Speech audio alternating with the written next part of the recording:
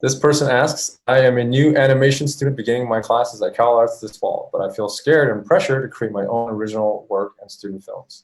When you're experiencing art blocks, anxieties to produce your own original ideas and stories, how do you overcome your own fears and discover the confidence of your own unique voice?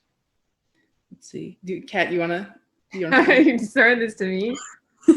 I feel like there's so many parts to that, right? I think a lot of artists, especially young artists, are worried about their style, like how they're different from other people. I think that just comes naturally. Like the more you create work, the more you are going to show through it.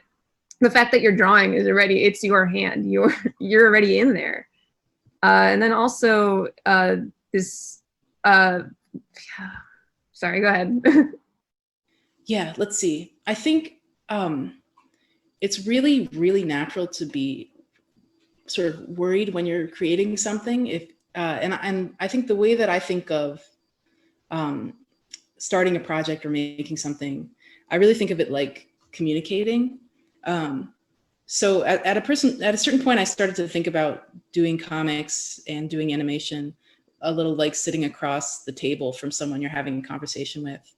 And in approaching a project, I began to think about it in terms of trying to explain why I care about something to someone else. And that helped things become clearer to me. Because when you're saying something, you don't always say, there's an opportunity there to mess up or say something clumsy. That's natural. And it's natural to be nervous about that. But I think that if you understand what it is you care about and why you want to convey that to another person, then it becomes easier to start that dialogue. And what I've noticed in terms of making work is that, like a conversation, if you say something you think the other person wants to hear, they're going to be able to tell pretty quickly. And if you say something that only you care about and you don't care if they ultimately care about it too, that's also usually not something that really engages someone. And I think that's not the only way to make art. You could make art that you just don't care if anybody else becomes interested or cares. That's totally fine. Or you could make something just because you think that other people really want it and you want to do that for them. But I find that I'm most interested in something when it feels like a really honest expression.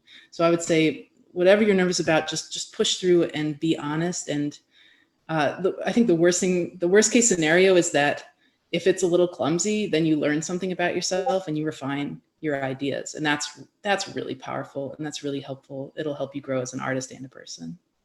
Yeah, the most important thing is just to do it. I think if you're worried about having a creative spark, you'll be sitting there forever. Like there's an aspect where you just have to move your hand to make, especially if you're in school for it. Like you don't want to fail your classes.